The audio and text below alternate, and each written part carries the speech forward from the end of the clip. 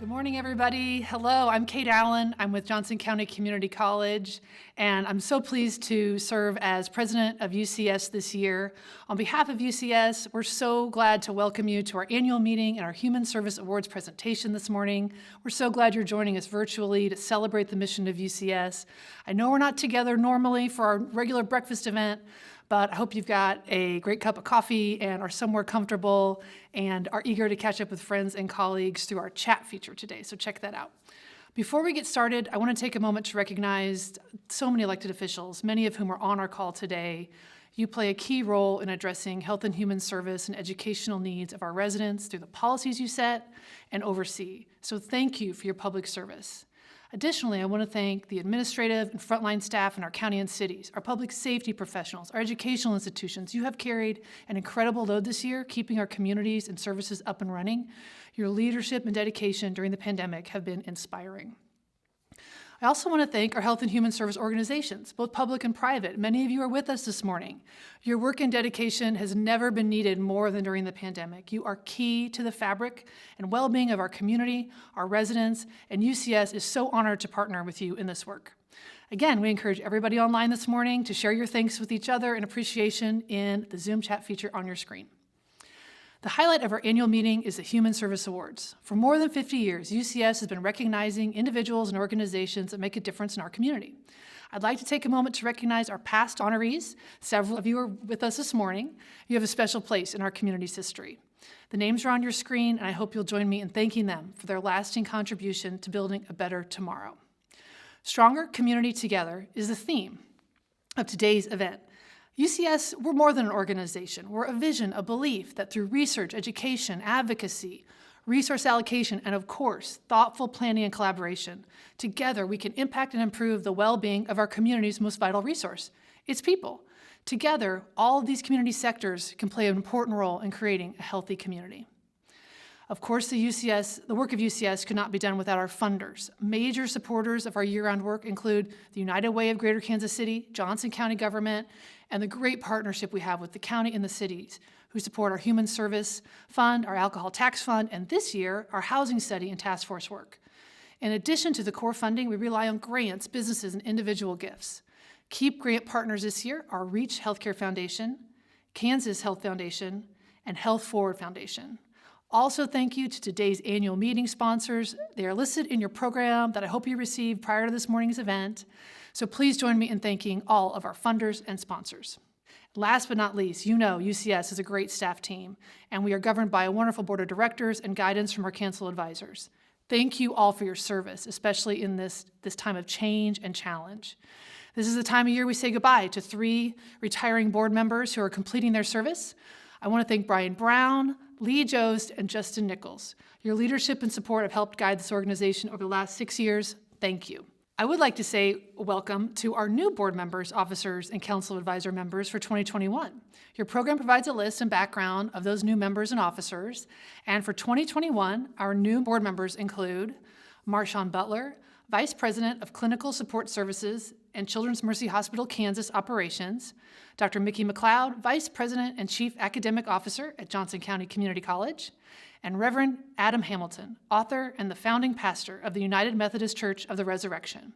For our new UCS Council Advisor members, we welcome Dr. Andy Bound, the new president at Johnson County Community College, and Stuart Day, Dean at KU Edwards Campus. Now I'd like to invite Tom Herzog, our 2020 chair of the Public Policy Committee, to the podium to present UCS's 2021 Public Policy Platform.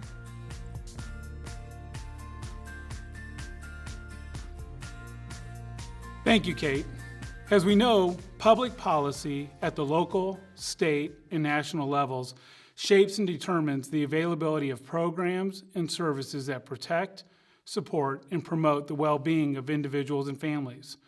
Through our public policy platform, UCS advocates for policies and positions that invest in our most important resource, our residents. In advance of today's event, UCS sent you our 2021 public policy platform. UCS supports health equity for all Kansans through public policy advocacy, recognizing that everyone should have a fair and just opportunity to be healthy as possible.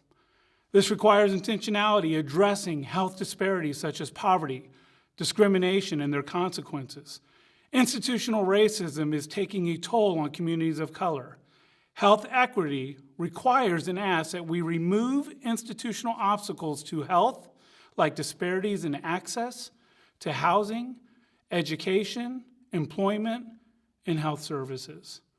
Our priority positions include supporting recovery solutions for employees and employers in response to the pandemic's impact on our economy, increasing access to health care by expanding Medicaid eligibility, improving child well-being and outcomes for youth aging out of foster care, advancing employment, wage, and benefit policies that help low-income workers, investing in public transportation and internet solutions, especially for low-income households. And of special focus, UCS policy platform and much of the organization's current work is centered on supporting policies that promote attainable and sustainable housing choices for residents. UCS will be hosting its annual Kansas Public Policy Forum virtually this year on December 16th. The forum features a conversation on civility with Representatives Kathy Wolf-Moore and Stephen Johnson, who are members of the State Civility Council. The forum includes a legislative panel featuring Senator-elect Cindy Holscher and Representatives Stephanie Clayton and Brandon Woodard. The panel will discuss priority issues that will become a part of the upcoming session. UCS's annual forum is one of the organization's top events that brings our community together, discussing issues that impact our well-being. We are thankful for your support and participation in this event.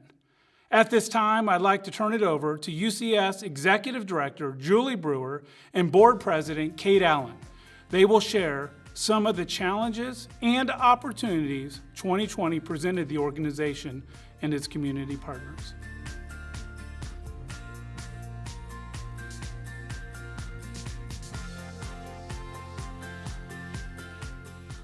Thank you, Tom. We appreciate it. Well, Julia, 2020, it's been quite a year, very challenging. And like a lot of our audience members, the organizations who have joined us this morning, UCS has been on the front lines of the response efforts for our community. So share with our viewers today just a little bit about how UCS's response and activities changed in 2020. Absolutely, absolutely. And I want to say a huge thank you because so many in our audience today have been partnering with UCS along the way, and we've been trying to support their work as well. You know, it's interesting, the pandemic ended up really kind of highlighting how UCS is uniquely somewhat, you know, to some extent suited to really stepping up and leaning in a pandemic situation such as this. You think about our three core work areas of education and advocacy and convening and planning and resource allocation. So let's just take education and advocacy. You know, early on, we just got an avalanche of information and guidance from all different sectors and from, you know, human health and human service, from HUD, from a lot of national partners and agencies, and we wanted to really put that on a landing page and really be an asset to our agency partners who were trying to go through all that information and really figure things out. So we set up a landing page on the website to be kind of that one-stop shop. Then we started to get calls from agencies needing hard goods and from donors wanting to find a place to donate hard goods. And we didn't want to be the funnel for that. So we set up a landing page on our Facebook website to allow you know, community members in a really grassroots way to connect through that to kind of get goods and services to the agencies that needed goods and services. And then certainly when you think of our research and education that we do and our fact sheets, you know, typically it's monthly and we produce an e-news twice a month. We were producing weekly information and fact sheets on all COVID-related information, from the disproportionality when we look at some of the unemployment numbers impacting. We saw female unemployment really go up. And really eclipse male unemployment early on in the pandemic, disproportionality, and not only gender, but race and ethnic. looked at childcare, not only impact on the maybe closure or pause of childcare solutions, but also just the industry itself, how childcare agencies were trying to figure out, how do I reopen safely, and what are my guidance, and how how do I make this work, especially since we know that our economy, we have over 75% of women with children in Johnson County work. So we knew that coming up with childcare solutions were going to be just pivotal to that work. So then we think of our convening and planning work that we do. As we know, UCS is the convener for the continuum of care on homelessness for Johnson County, figuring out how do you find stay-in-place safety opportunities for folks experiencing homelessness or about to experience homelessness who may be in the process of being tested to see if they're positive for COVID, maybe are experiencing a positive rate of COVID, but yet do not need hospital care. When a lot of our 24-hour solutions closed or limited their hours, thinking of stores that stayed open 24 hours a day, where you had access to a restroom or drinking fountains, or fast food places, and you had a place to recharge your phone. We needed to figure that out. Those are some of those, really getting into the weed details that we were able to come alongside the county and really support their work in finding a safe place to park and putting portable restroom facilities into place for those folks who stay in placement living out of my car. This prompted us to be a part of the community organizations active in disaster, both for Johnson County, and then there's another group that's for the bi-state area. And in the midst of this, one of the interesting things that had happened is our COC was recognized. We tied as the top performing COC nationally for COCs of our size. There's about 300 across the country are our size. So it really was a credit to all our COC partners and just the incredible work that they do in our community. We were also a part of when stay in place was going away and the county was starting to discuss what does reopening look like. So UCS served on that reopening planning process. So too, we've been serving on the bi-state Kansas City Regional COVID Response and Recovery Fund. Just have done an amazing job getting millions of dollars out into agencies, out into really some priority responses. And then this past fall, most of UCS staff was a part of, as the county, as they went into their phase 2 of their CARES Act funding, they wanted to allocate $35 million out to the community in response over some key priority areas such as housing and digital access and mental health. And so being able to serve in that role. So really leaning into those convening and planning skills and seeing how we could pivot our work to be as responsive to the COVID needs as possible. And then finally, in our target resource allocation arena, I cannot thank the cities and the county enough on how wonderful they've been to work with. Right away, we were communicating with them around the Human Service Fund, making sure as the cities and the counties were seeing the fiscal impact of the pandemic within their communities, how can we make sure those dollars are still there in the Human Service Fund to address what are now even more priority needs? And working with so many agencies who really maybe had to make some changes to their service and service delivery to make sure they were being responsive to COVID. And then with our alcohol tax fund, recognizing that per drink tax was under stress with some of the closures and some of the pause in business, and how can we still prioritize and make sure those dollars are getting out. So all of that couldn't be done without great agency partners, without cities and counties that really were prioritizing their populations as really how do I best meet the needs of my populations. And the fact that we as an organization can be there assisting in that and supporting in that planning and data and resource allocation work just really shows how important an organization like this can be in supporting so many partners in our community. Absolutely. And when you think back to March and April and May and the uncertainty at that time, and how UCS stepped up with so many different programs like the Facebook page and the COVID-19 landing page, just immediate responses, which were so phenomenal. So how did our initiatives kind of change? We already had some in the works, but a lot of them changed because of the pandemic, like our addressing safe, stable, and attainable housing. Well, many of those essential workers and our heroes are also many of those populations that we have been lifting up over the last few years that are impacted when there's not attainable housing choice in our community. So I think the pandemic really shined a spotlight on, if not but for them, what would the vitality of our community look like when we're responding for a pandemic? And I think really energized a lot of different sectors in really wanting to grapple and continue and lift up and prioritize the housing work. And that starts with our cities in the county. You know, with everything that they were dealing with throughout this pandemic, they still have prioritized the housing work. And so although we had to press the pause button a little bit and delay a couple start things, we still were able this summer to do the resident housing survey that nearly 5,000 of our residents responded to. We were still able to conduct 19 virtual listening sessions now, but 19 listening sessions throughout the Johnson County area to make sure we were touching all sectors and getting that input. And we are on track with releasing the housing study at the end of this year. We already, this past fall, kicked off the work of the Housing Task Force. We have currently more than 180 folks signed up to participate in the Housing Task Force work. That's really taking what's going to be coming as findings out of the study and really looking at how to do that planning and recommendation and implementation as we pivot to the task force work.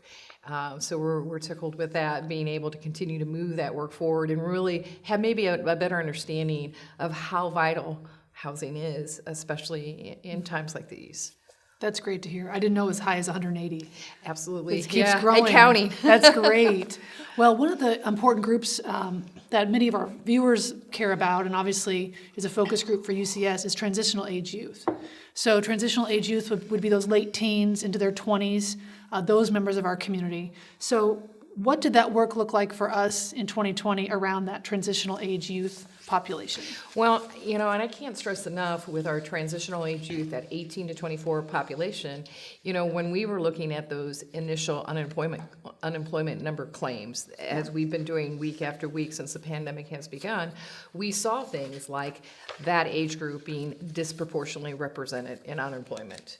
And also when our 2019 census data was released earlier in the fall, we saw that transitional age youth still have a poverty rate more than 2 times that of our county. So that really reinforces that this work continues to be so important for our community. We were able to still go through and move forward with our speaker series, which this year included positive youth development speaker training, trauma-informed care training, and harm reduction training. And we pivoted to a virtual platform, which allowed us to really open up the number of folks that could sign up and participate. And if you think about all the stress, including the mental health stress that the pandemic has really created for or made worse for populations in our community, being able to continue with that speaker series has been so important, and those topics seem so timely right now. The other area that we were able to continue with is our feast and feedback. You know, throughout our transitional age youth planning process, thanks to that support from the Reach Healthcare Foundation, we've wanted to make sure we were staying in regular communication with youth in our community who are being served by a number of the different agency partners that are around that planning table. And so we, once again, had to pivot that to virtual, but we were able to have been able to still bring youth together and really kind of hear feedback on where they're at. What are some of the barriers? What are some of the, you know, there's been some interesting positives since the pandemic. Certainly some of the pivoting to some of the tele-mental health services has, you know, brought down some of those barriers, such as transportation, in order to get to a counseling appointment. So hearing that type of feedback has been so important in our work. And then working with the Reach Healthcare Foundation and working with our agency partners, we were able to identify some immediate needs and pivot some of our funding through that grant to address some mental health, some substance abuse, and some immediate housing needs for our transitional age youth. I know as an organization, almost 2 years ago now, we began really diving into the issue of race, equity, inclusion, belonging, all of the REI or DEI elements, and certainly from not just exploring and providing data on racial inequities and disparities, but creating measurable programs or things that cities and entities can use to actually be more accountable in that arena. Can you talk about how REI Oh, absolutely. And you're right. You know, for years, UCS has looked at that longitudinal data across a number of different vulnerability statistics and certainly looked at the disproportionality when we think of health insurance, when we think of median household income based on race and ethnicity. But in 2019, we, with the help of our board, really wanted to focus on what would it look like if we were to start scaling that work up and look at some implementation of best practices? And that, of course, started with our board development and making sure we had some of that expertise at the board table. So certainly bringing on folks who have expertise in their own workplace around racial equity, inclusion, and diversity inclusion was awesome. And so that formed into a board-led committee, our Racial Equity and Inclusion Committee, and they met the first 6 months of 2020 to really delve into what is it that we want to be doing, what does that work look like, where could UCS be most supportive and effective in that work. And of course, after that 6 months of work, that really led to us presenting our theory of action and really identifying 5 practice areas where we feel internally and externally UCS can be creating movement and support and best practices in the area of racial equity, inclusion, and belonging. And so really that stakeholder engagement, over the last few months, we've had a number of virtual public sessions, not only to share what we envision that work looks like going on, moving forward, but also wanting to increase our stakeholder engagement and increase our reach and inclusion of folks around that table and moving that work forward. So we're excited about continuing that work, and certainly we have seen it's so important, and we think so many of our partners are ready to also really pick up that work and move it forward. Well, we have incredible momentum this year towards those initiatives. I know it's gotten a new spotlight at the community college even to improve our DEI efforts. So I'm really excited to see where we can take that and how we can integrate it throughout all the agencies and cities and entities in our community. So 2020 was a time of change, but of course we already had a lot of plans for change before COVID hit. Can you talk a little bit about some of those changes that would have happened regardless of pandemic situations? Well, UCS is a small staff, and being a small team, we're pretty close, and we work closely with so many of our city and county and agency partners, and develop long-term relationships with folks. And so we said goodbye to one of our longest-serving employees, Maria Schott, who was our Director of Resource Allocation. She retired after 18 years. And we said hello to Christina Ashe-Guidry, who came in. A lot of kudos to Christina, because other than an in-person interview, subsequent to that is when we all began remote officing. And so really a lot of that work that she began with us has been done all remotely. So really have appreciated bringing her onto the team. So, after 20 years of UCS being in the same location, we moved during the pandemic to we're officing now in the Overland Park Chamber building, which has been an awesome move for us in the fact that it gives us access to so much more meeting space. And you think about our work in meeting and planning and convening, how important it is to have flexible meeting space. Of course, this is when we're going to be meeting in person again, but we're looking forward to that time, and we're looking forward to being able to have that flexibility in our new space. Absolutely. And we're not done with the year yet. 2 more events. We do have our Children's Coordinating Council end-of-year meeting and on December 10th, and we'll be featuring the former legislator and executive director of the Kansas Children's Children's Cabinet and Trust Fund, Melissa Rucker, and she'll be presenting the groundbreaking All In for Kansas Kids strategic plan. So we're really excited, and by moving this to a virtual event, we're able to invite so many more people to attend and hear Melissa's presentation. So we're thrilled about that. And then on December 16th, we have our annual Public Policy Forum. Yes. And we're going to have a conversation on civility with 2 of the representatives of the Civility Council out of the state legislature, as well as our legislative panel. And Tom shared a little bit more of that detail earlier, but that also will be a virtual event. Both events are free, but we do ask folks to register. And links are will be in our e-news and in our program on how folks can get involved with that. Well, thank you, and thank you for all of your work this year and to the UCS staff. Obviously, it's been very challenging, but it really highlights our theme today of stronger community together, and UCS has risen to the top to meet so many unforeseen needs. So thank you, and thank you to the team. It's been an honor to be a part of it.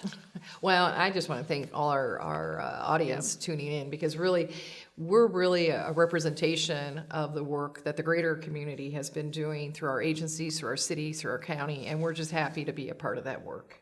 Well, the need for that collaboration has certainly shown itself this year. Absolutely. And again, just all of our viewers and everyone who's been a part of helping us through 2020, we say thank you. And speaking of how we can all work together, we're really excited now to be able to pivot to our keynote speaker for the morning, Ed O'Malley. Ed is a founding president and CEO of the Kansas Leadership Center in Wichita. And KLC works with thousands of individuals each year in extensive leadership training. And maybe many of you are familiar with everything that they offer in terms of leadership, education institutions, nonprofit organizations, local governments, faith communities. All these kinds of entities can benefit from KLC and their work to build the capacity of their people. Ed champions an innovative business model. He has an entrepreneurial spirit, and that fuels KLC's mission. He's heavily involved in the civic life of Kansas and his community, but also nationally involved. He's nationally involved in efforts to enhance civic engagement in the United States.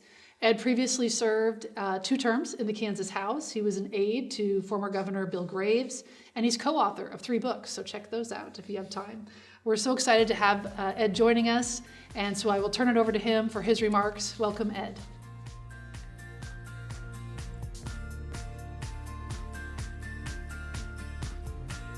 So I want to share a few things with you. I want to do my part to help the UCS community, the UCS family, think about the year behind you and to contemplate the year ahead and try to make sense of what do we mean by this theme of stronger community together. It's great to be with you. A few things are on my mind that I want to share. And the first is my love for Kansas City, my love for Johnson County, specifically where I grew up. It means a lot to me to be giving this presentation. If you look closely, you'll see behind me some things that might look familiar to you, a Kansas City Royals cap, a photograph of Union Station, the iconic Norman Rockwell Kansas City Spirit painting. It's just a print. You have to go to the Hallmark Visitor Center to see the real thing. Yeah, I promised you I didn't put those things up behind me just for tonight. They're always there here in my home office. I love Johnson County. I love the Kansas City community, and it means an awful lot to me to be with you here tonight. It especially means a lot to me to be able to focus with you tonight on this idea of stronger community together. So I'm curious, like, what do we mean by together? Who's the who in together? What does that mean exactly?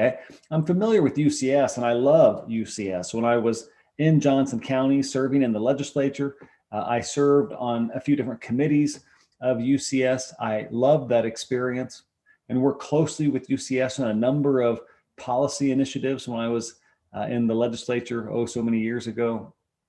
So I know the spirit of UCS about bringing together key people throughout the community, giving voice to those who are underserved and those whose help, who need our help and who have gifts to give this community as well. So stronger community together. What's that mean exactly? Well, it connects very deeply to the idea of the Kansas Leadership Center, the institution I've had the privilege of creating and guiding the last 14 years. You know, often at KLC, we talk about how our work is about democratizing leadership and democratizing leadership development. So democratizing leadership, what does that mean? This might be hard for some to hear. I know a lot of folks in the UCS community are in key roles in the community. You're a mayor, you're a city council member, you're the chair of the Chamber of Commerce board. And we think leadership is something available to everybody. We don't think it requires the big job to be able to exercise leadership. So we want to democratize. We've been democratizing leadership. We've been working with people all across the state of Kansas and now well beyond. Some of them are CEOs of big companies or mayors of big cities. And a lot of them are frontline workers, or they're advocates nestled deep in neighborhoods and community life. This idea that better community together, the way we would talk about that is it takes a lot more people exercising a lot more leadership in order to reach the aspirations we have for Johnson County, to reach the aspirations we have for our communities, for our state, for our nation. So I love this idea of better community together. And I would ask you to think about who's the who needs to be together. What does that mean exactly? Who's the who in better community together? I also love how I've heard Julie talk so much about the need to help people be more active in their civic engagement, to help people understand that this is a time where we don't need passivity. This is a time where we need more active civic engagement. We just got done with an election. It's a very contentious time in our country. So as we explore better community together, I also want to explore what does it mean to be more active and less passive in our community. What are we really calling for when we say we want more civic engagement? When UCS says, when Julie says, when others of us say we want more active civic engagement, what does that mean exactly? And how do we connect that to the idea of better community together? I think there's a connection, but I think we have to explore it. To me, more active, less passive, more active, less passive. To me, that means we need to be clear on what we are wanting people to be more active about.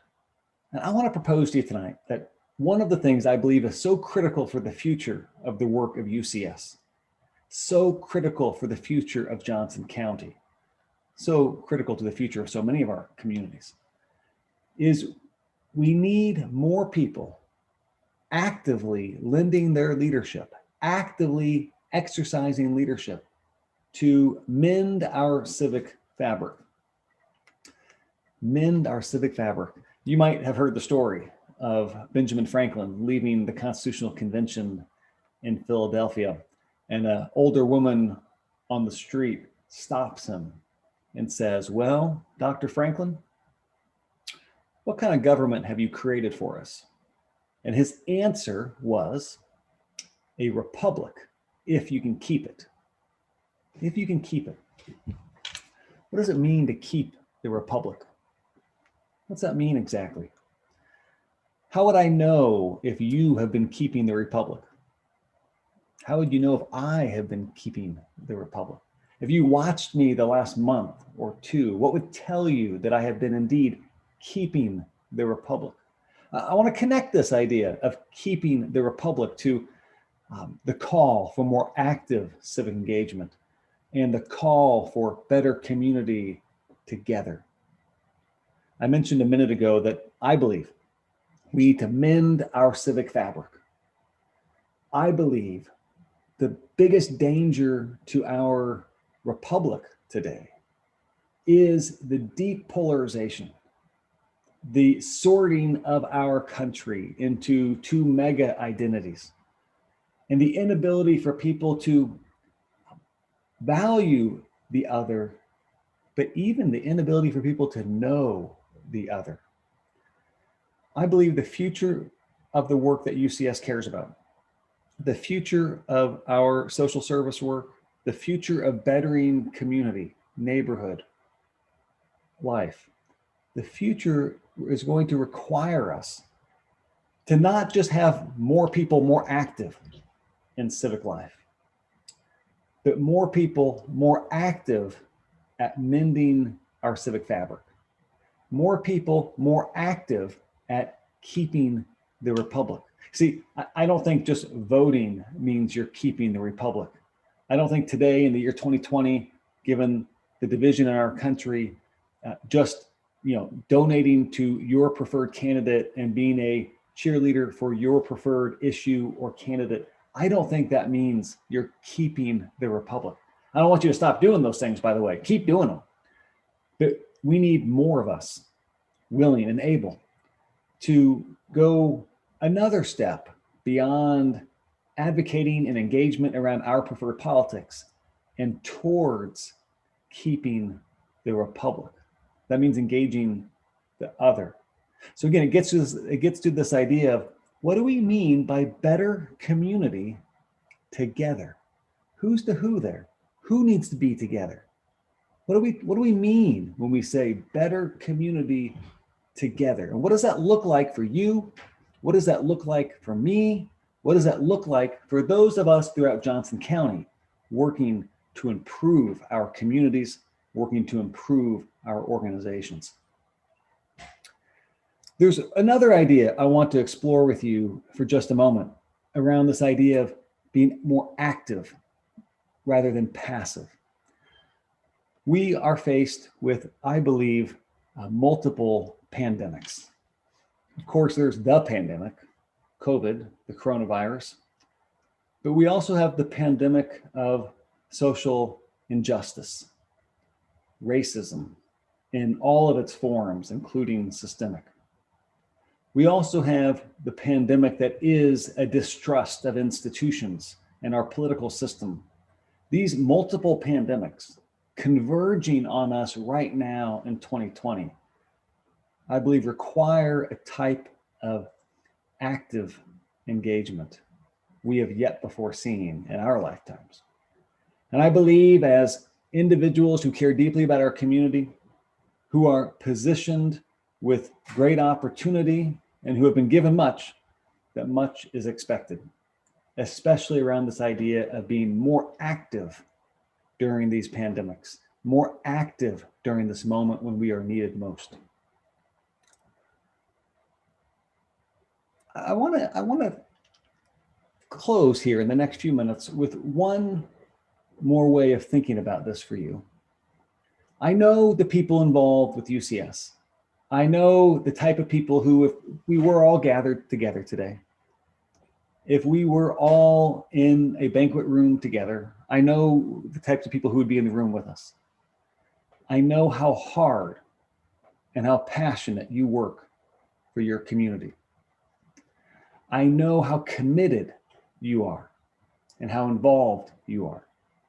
And I know that in a moment like this, towards the end of the year 2020, you are most likely facing a level of exhaustion, facing a level of fatigue that you most likely have never felt before. In these last few minutes, I want to encourage you to do something that will not only be for the betterment of you, but also for those who you serve. I want to encourage you to take care of yourself. I want to encourage you to think about how if you are not at your very best, if you're not able to be the best version of yourself during this time of multiple pandemics, during this time unlike any other in our lifetimes, you won't be able to help those around you thrive. You won't be able to help your organization and the organizations you serve get on the other side of this pandemic and thrive. So as you close out 2020, I'd love for you to do an assessment of where are you with taking care of yourself? How do you balance the need for more active civic engagement and the need to be at your best? You know, the athlete knows that if she's not at her best, she lets her team down. The athlete knows she can't go 100% every day in practice. If she does, she won't be able to give 100% during the game. The athlete knows this, but do we? Do those of us who are connected to UCS, who work hard and feel like it's our responsibility to help the community? I want to encourage you to take care of yourself. And I want to connect this for a minute to the idea of democratizing leadership. I want to connect the need for you to take care of yourself to the idea of better community together. I want to connect the need for you to take care of yourself back to the idea of what do we mean by together? Who's the who there? Here's what I mean. I had an amazing mentor. I've had several, but one of them, many of you know, she was honored here last year, Mary Birch. Mary, in my early career, helped me develop my capacity to lead, helped me develop my voice, helped me learn how to engage and intervene and make a difference in a conversation, in a meeting, in an organization, in a community, in a state. I owe that to Mary because she built that in me. When we build the capability and capacity of others to exercise leadership, we actually make our job a little bit easier. And as you look to balance all the demands that are on you today, I hope you'll seek ways to build the capacity of those around you and help you discover how working together we can make more progress. Let's all help contribute to more active civic engagement. Let's all contemplate who's the who when we talk about better community together. And let's make sure we remember we're just each a small piece of this puzzle. And let's empower and embolden others, which will lighten our load and lead us to a better future. I want to congratulate the award winners tonight. They have done phenomenal work and we should celebrate them. We should be inspired by them and we should look up to them and acknowledge them. Best of luck to all of the award winners. Best of luck to each and every one of you and to all of your great work with United Community Services. Be well.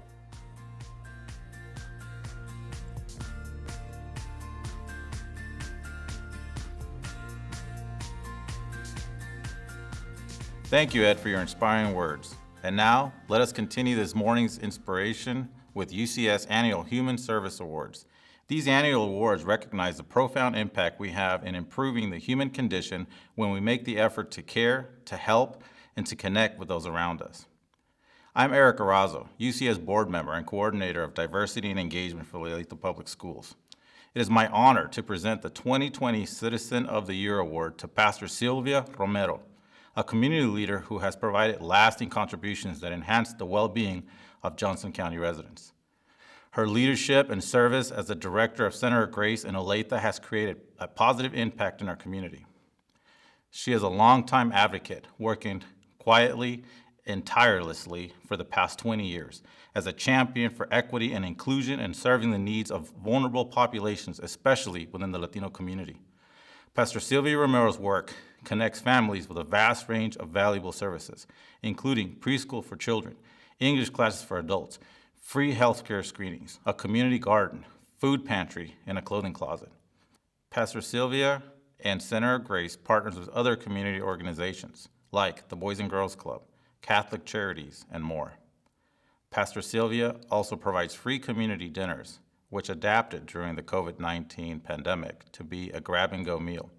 And she hosts a Hispanic task force, which meets regularly to share resources for the Hispanic community.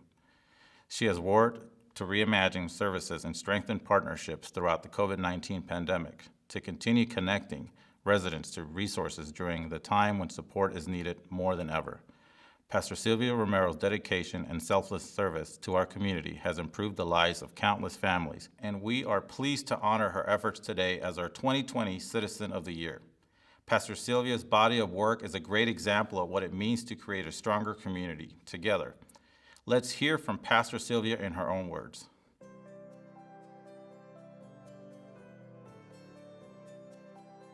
People took a chance on me, when they gave me this job 20 years ago.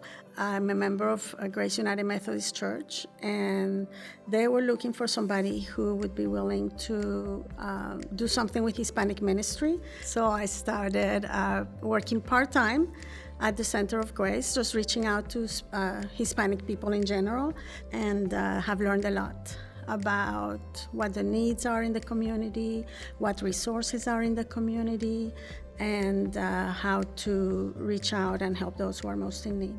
As soon as I said that I would want to get involved with the Hispanic community, everybody said, go talk to Pastor Sylvia.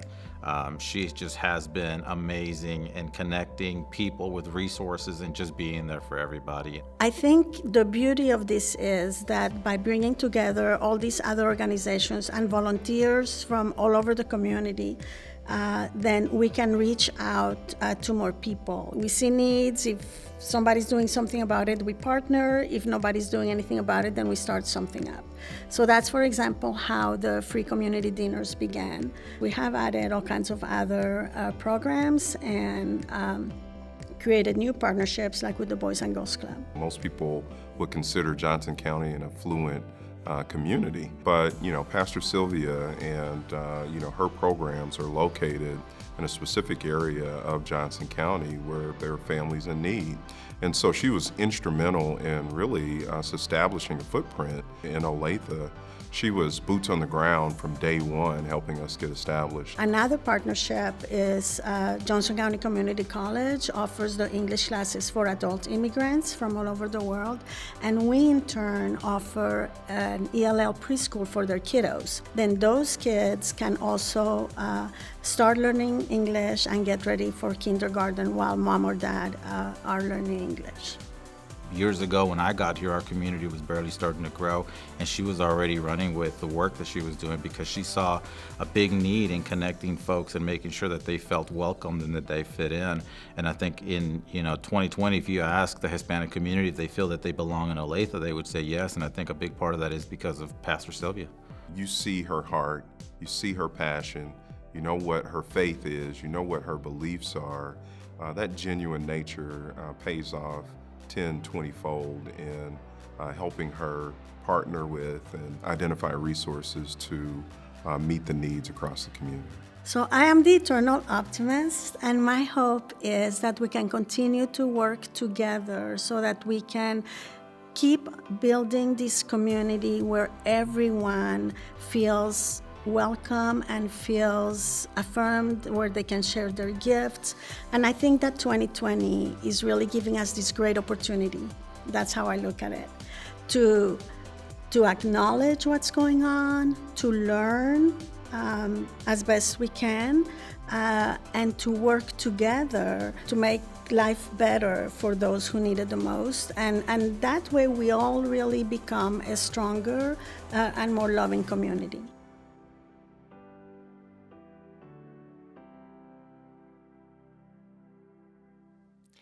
Thank you, Pastor Sylvia, for your work in our community.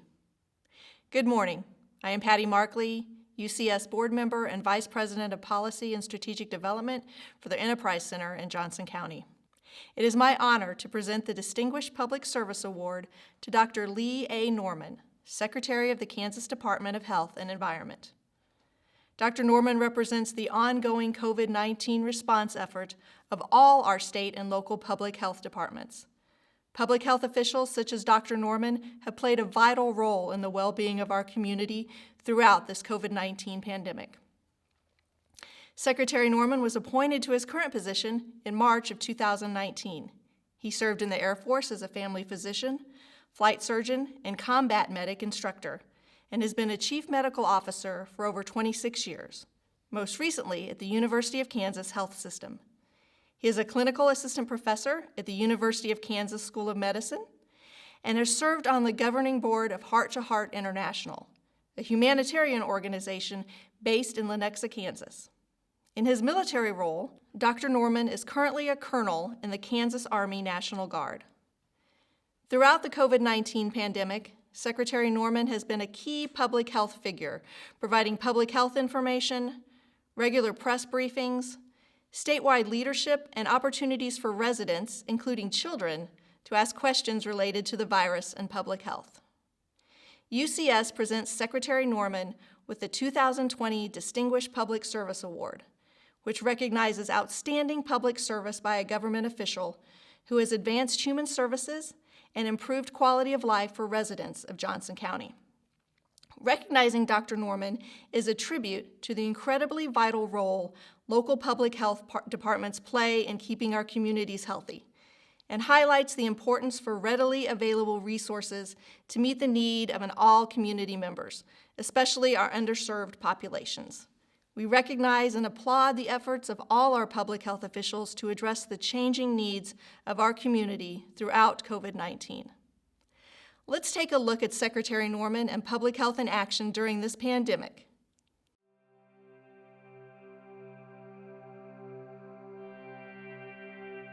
Public health professionals, I know, and the work that public health does has really, in many places, in many regards, faded into the woodwork. And I think it's reflected in the fact that the funding for public health is low, and it's low in Kansas. But it's an event like this where we have to flex up with the pandemic. It's important that this happens at the local level first and foremost. The job of the state agency, KDHE for this instance, is to support the local health departments and then work together, because nothing happens in just one county. But I want to make it very clear that my role is the field commander, and the work being done is by the foot soldiers out there. It's up and down the line. My own agency, yes, other state agencies, and certainly the local health departments. I think about my military uniform, my Army uniform. I've got all these ribbons, but the one that's over on the other side, separate from all the rest, is a unit award. This award is a unit award. We've learned during this that perfection is not possible, and certain concessions have to be made, and that requires negotiation. Kansas is such a diverse state that having unanimity of opinion is not easy. Urban and rural opinions are not the same, and one of the things that I think we've done a good job with is consistency of message, having it be fact-based, science-based. And one of the very first things we did was started populating our, what eventually became called the COVID-19 microsite. And it is a living, breathing document. We change it every day, something that policymakers and schools and higher education and others really have come to rely upon. So I think that one of the things we do really well is to put some organization around it so everybody is pulling the same direction.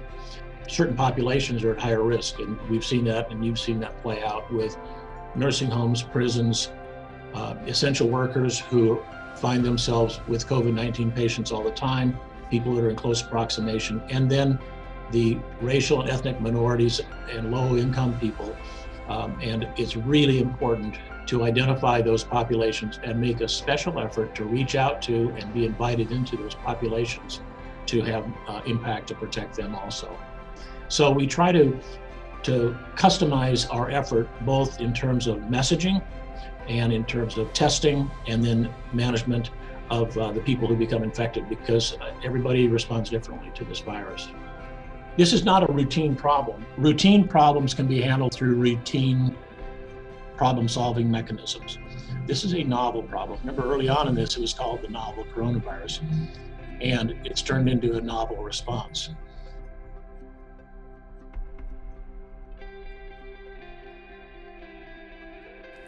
I am so thankful for the efforts of public health professionals as we work to address this pandemic. What a well-deserved honor. Hello, I'm Roxanne Kerr-Lindsay, UCS Board President-elect for 2021 and a VP at CBIZ. I am thrilled to be presenting the Excellence in Community Service Award. This morning, we are celebrating a collaboration that truly demonstrates that we are a stronger community together, especially in a time of crisis. This year's award goes to many organizations and individuals responsible for the Kansas City Regional COVID-19 Response and Recovery Fund and its great success. The fund was established by the Greater Kansas City Community Foundation, United Way of Greater Kansas City, LISC Greater Kansas City, and the Mid-America Regional Council to address the needs of our region's most vulnerable communities affected by the pandemic. Together with many partnering organizations and donors, the fund has raised more than $17 million to provide grants to nonprofit organizations that support communities disproportionately affected by the pandemic and its economic consequences. Hundreds of organizations across the Kansas City area have received grants to increase their capacity to serve impacted populations, with a focus on critical needs such as housing, food insecurity, access to health care, and more. We've all heard the saying, it takes a village, and this effort has been a testament to that. The spirit of collaboration was at the forefront of this effort as organizations, foundations, and donors of all sizes came together to give their time, talent, energy, and resources to read hundreds of grant applications, award millions of dollars to organizations ready to serve. UCS is proud to recognize that widespread effort by awarding the Kansas City Regional COVID-19 Response and Recovery Funds Advisory Board the Excellence in Community Service Award. Let's take a moment and learn more about these efforts. Well, the real story of this fund is the generosity of foundations and corporations and individuals. We were able to put together a process by which we could accept funds, accept proposals, manage them, bring the community into a conversation about how to allocate them in an inclusive and informed way. And it really was a remarkable sort of coming together of generosity and the organizing capacity to pull together and get something big done. This is probably the first fund that I can think of where, of the 20-member advisory board, only 8 represent funders, and then 8 represent community voices, and then the 4 coordinating organizations make up the remainder of the 20-person advisory board. I think it reflects highly on our philanthropic and corporate community that they were willing to share that responsibility with so many community voices. Those 20 advisory committee members came from across our region and were deeply rooted in community. And they were the ones that could help us deploy those resources in a really equitable way. Donors care about the causes that they have funded for years, and they knew what they needed. But what they were asking is, who's on the front line?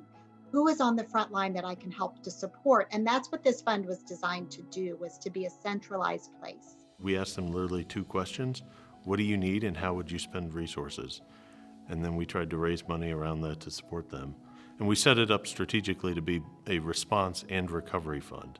So the first phase was designed to be fast and responsive and to address our most vulnerable people in our community. And those are the people that just live on the brink, that don't have that cushion. In those efforts, we funded, I think, 261 organizations. When we moved into a recovery phase of the grant-making initiative, then we really began to look for collaborative efforts. Ultimately, we got contributions from more than 100 foundations and corporations and more than 10,000 individuals. We were able to do so much more by pulling together than if we had done this differently. We were able to make decisions more strategically. We were able to uncover and find needs that we wouldn't have found otherwise. We were able to strategically invest in some really thoughtful partnerships to leverage resources. And we were able, I think, in the process to build up our civic capacity to withstand this kind of crisis in the future. This was a community-wide effort that was unlike anything I have seen in Kansas City. It was large foundations, it was companies, it was individuals giving $25 if they could. We started with an initial goal of $10 million. Within a couple weeks, we had surpassed that $10 million. We were quickly approaching $15 million. We had broadcasters across the region come together for a one day of giving that raised another $1 million just on that one day. That was then matched again by the generosity of some funders. It says a lot about Kansas City, the Kansas City spirit that we have. To watch a community really rally and say, we're going to tackle this issue has been really refreshing.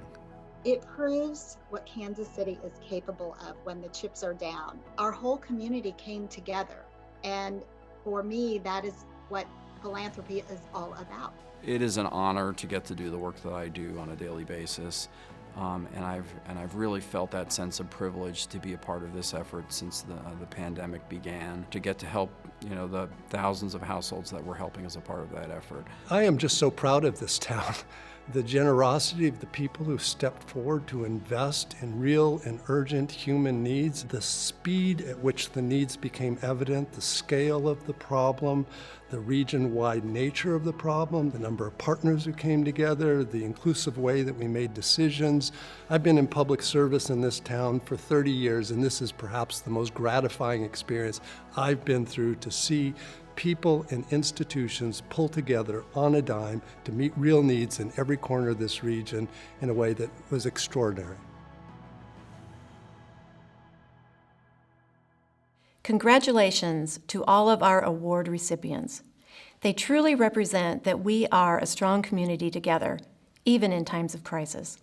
As we close our program this morning, remember the work of UCS is really the work of all of us together. However, I would like to take just a moment to thank Julie, Kate, and the rest of the UCS team who have made all of this possible. To ensure UCS can continue to be that place to come plan and collaborate and envision a better tomorrow, I ask for your support today. If you have not had a chance to make your gift to UCS yet this year, please take a moment now. There is a link to donate in the chat, also in your invitation, and in your program. Your generosity each year allows UCS to continue its work in our community. Thank you for taking time this morning to celebrate another year of our partnership.